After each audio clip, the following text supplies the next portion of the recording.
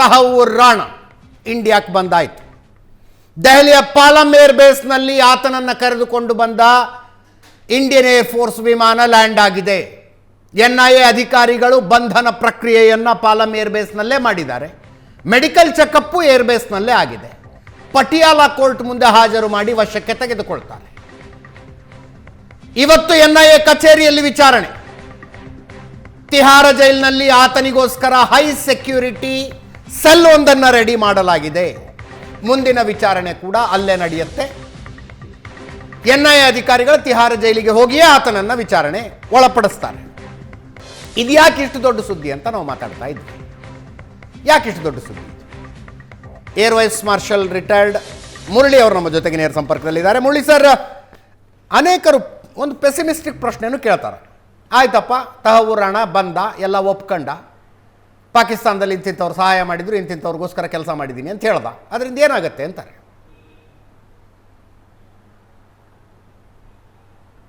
ಇಲ್ಲ, ಅದು ಪೆಸಿಮಿಸ್ಟಿಕ್ ಪ್ರಶ್ನೆ ಅಲ್ಲ ಅಜಿತ್. ಇವತ್ತು ಎಲ್ಲರ ಮನಸ್ಸಲ್ಲಿರುವಂಥ ಪ್ರಶ್ನೆ ಅದು. ನಾಳೆ ಅವನು ರಾಣಾ ಒಪ್ಕೋತಾನೆ. ಹೌದು, ನನಗೆ 2005ನೇ ಇಸ್ವಿನಲ್ಲಿ ಹಫೀಜ್ ಸಯದ್ದೇ ನಾನು ಕರೆದುಬಿಟ್ಟು ಇಂಡಿಯಾ ಮೇಲೆ ದಾಳಿ ಮಾಡಬೇಕು, ಅದನ್ನ ಟಾರ್ಗೆಟ್ ಎಲ್ಲ ಹುಡುಕು ನೀನು ಬಾಂಬೆನಲ್ಲಿ, ಅದರಲ್ಲಿ ಟಾರ್ಗೆಟಲ್ಲಿ ಎಷ್ಟು ಜನ ಸಾಧ್ಯವೋ ಅಷ್ಟು ಜನ ಸಾಯಬೇಕು ಅನ್ನುವಂತಹ ಒಂದು ಮಿಷನ್ ಅವನು ಕೊಡ್ತಾನೆ. ಅದರ ಪ್ರಕಾರ ಇವನು ಕೆಲಸ ಮಾಡ್ಕೊಂಡು ಹೋಗ್ತಾನೆ ಅಂತ ಕೆಲಸ ಮಾಡಿದೆ ನಾನು ಅಂತ ಒಂದು ಸಮಯ ಹೇಳಿದ್ರೆ ನಾವೇನು ಮಾಡೋಕ್ಕೆ ಸಾಧ್ಯ? ಹಫೀಜ್ ಸಯದನ್ನು ಹೊಡೆಯೋಕ್ಕೆ ಸಾಧ್ಯವಾ? ಹೊಡೀರಿ ನೀವು. ಈ ಹಫೀಜ್ ಸಯದನ್ನು ಹೊಡಿಬೇಕು. ಆಮೇಲೆ ಇನ್ನೊಂದು ವಿಷಯ, ನಾವು ಆಗಲೇ ಡಿಸ್ಕಸ್ ಮಾಡ್ತಿರುವಾಗ ಒಂದು ಪಾಯಿಂಟ್ ಬಂತು. ಈ ಹೆಡ್ಲಿ ಏನು ಮಾಡ್ತಾನೆ, ಬಾಂಬೆನಲ್ಲಿ ಒಂದು ಇಮಿಗ್ರೇಷನ್ ಸರ್ವಿಸಸ್ ಶುರು ಮಾಡ್ತಾನೆ. ಆ ಶುರು ಮಾಡಕ್ಕೆ ಯಾರು ದುಡ್ಡು ಕೊಟ್ಟಿದ್ದು? Major Iqbal of ISI. ಅವನು $1,500 ಕೊಟ್ಬಿಟ್ಟು ಹೋಗೋದಿನಲ್ಲಿ ಇದನ್ನ ಒಂದು ಇಮಿಗ್ರೇಷನ್ ಸರ್ವಿಸ್ ಶುರು ಮಾಡು ಅಂತ ಹೇಳ್ತಾನೆ.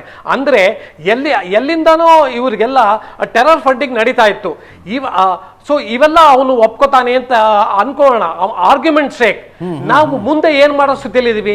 ನಾವಿವತ್ತು ಪಾಕಿಸ್ತಾನಕ್ಕೆ ಏನಾದ್ರು ಹೇಳಿದ್ರೆ, ಇಲ್ಲ ನಿಮ್ಮ ಹಫೀಜ್ ಸಯದ್ದು ಅವನಿಂದಾನೇ ಇಷ್ಟೆಲ್ಲ ತೊಂದರೆ ಆಗಿದ್ದು, ಅವ್ನು ನೀವು ವಾಪಸ್ ನಮಗೆ ದೇಶಕ್ಕೆ ನಾವು ಹ್ಯಾಂಡ್ ಓವರ್ ಮಾಡಿ ಅಂತ ಹೇಳಿದ್ರೆ ಅವ್ರು ಹೇಳ್ತಾರೆ ಹಫೀಜ್ ಸಯದ್ ಎಂಥ ಟೆರರಿಸ್ಟು ಅಲ್ಲ, ಅವನು ಬರೇ ಒಬ್ಬ ಕ್ಲರ್ಜಿ. ಅವನು ಮುಜಫರಾಬಾದಲ್ಲಿ ಅವನ ಪಾಡ್ಗೆ ಅವನು ಇದರಲ್ಲಿ ಮದ್ರಾಸಲ್ಲಿ ಅವನು ಟೀಚ್ ಮಾಡ್ಕೊಂಡಿದ್ದಾನೆ ಅಂತ ಅಂದ್ಬಿಟ್ಟು ಅವರು ಮಾತು ಹಾರಿಸ್ತಾರೆ. ಸೊ ಆದ್ದರಿಂದ ಅವನು ಇವ್ರು ರಾಣಾ ಎಷ್ಟು ಬೇಕಾದ್ರೂ ಮಾಹಿತಿ ಕೊಡ್ಲಿ, ಆ ಮಾಹಿತಿ ಮೇಲೆ ನಾವು ಏನ್ ಆಕ್ಷನ್ ತಗೊಳಕ್ ಸಾಧ್ಯ ಅಂತ ನಾವು ಫಸ್ಟ್ ಯೋಚನೆ ಮಾಡಬೇಕು. ನಾವು ಅವರೆಲ್ಲ ಯಾರು ಒಟ್ಟುಗೂಡಿ ಇದರೊಳಗೆ ಬಾಂಬೆನಲ್ಲಿ ಈ ತೊಂದರೆ ಮಾಡಿದ್ರು, ಈ ಕಾರ್ನೇಜ್ ಮಾಡಿದ್ರು, ಅವ್ರನ್ನೆಲ್ಲ ಹಿಡಿಯೋ ಸ್ಥಿತಿಯಲ್ಲಿ ಇದೀವ ನಾವು? ಇಲ್ಲ. ಒಬ್ಬ ಸಿಕ್ಕಾಕೊಂಡಿದ್ದಾನೆ ರಾಣಾ, ಅವನ್ನ ನಾವು ನಾಳೆ ಗಲ್ಲಿಗೆ ಖಂಡಿತ ಏರಿಸ್ತೀವಿ. ಆದ್ರೆ ಮುಂದೆ ನಾವು ಏನೇನು ಮಾಡಕ್ ಸಾಧ್ಯ ಅಂತ ನಾವು ಬಹಳ ಕೇರ್ಫುಲ್ ಆಗಿ ಯೋಚನೆ ಮಾಡಿದಾಗ ನಮಗನ್ಸತ್ತೆ ನಾವು ಎಷ್ಟು ಇನ್ಫಾರ್ಮೇಶನ್ ಸಿಕ್ಕರು ಆ ಇನ್ಫಾರ್ಮೇಶನ್ನು ನಮ್ಮ ಜಾಯಿಂಟ್ ಇದನ್ನ ಇಂಟೆಲಿಜೆನ್ಸ್ ವಿಂಗಿಗೆ ಕೊಟ್ಟುಬಿಟ್ಟು ಅಲ್ಲಿ ಕತೆ ಮುಗಿಸ್ತೀವಿ ಅಂತ ನನಗನ್ಸತ್ತೆ.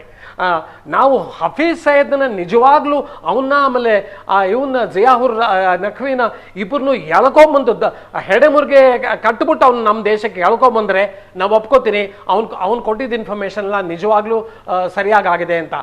ಆದರೆ ಅಜಿತ್, ಒಂದು ಬಹಳ ಇಂಪಾರ್ಟೆಂಟು, ನಮ್ಮ ದೇಶದಲ್ಲೇ ಕೆಲವು ಸ್ಲೀಪರ್ ಸೆಲ್ಸ್ ಇದೆ. ಎಲ್ಲಿದೆ ಅದು? ಜಮ್ಮು ಅಂಡ್ ಕಾಶ್ಮೀರಲ್ಲಿ ಇದೆಯಾ, ಬೇರೆ ಕಡೆ ಇದೆಯಾ? ಅವರು ಇಂಥ ಭಯೋತ್ಪಾದಕರಿಗೆ ಸಹಾಯ ಮಾಡ್ತಾ ಇದ್ದಾರಾ? ಸಹಾಯ ಮಾಡಿದ್ರೆ ಯಾವ ಥರ ಮಾಡ್ತಾರೆ? ಅವ್ರನ್ನ ಯಾರು ಫಂಡ್ ಮಾಡ್ತಾರೆ?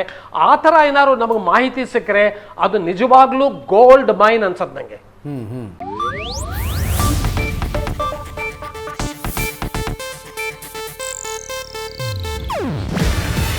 ಇದು ಏಷ್ಯಾನೆಟ್ ನ್ಯೂಸ್ ನೆಟ್ವರ್ಕ್ ಪ್ರಸ್ತುತಿ. ನೀವು ನೋಡ್ತಿದ್ದೀರಾ ಏಷ್ಯಾನೆಟ್ ಸುವರ್ಣ ನ್ಯೂಸ್.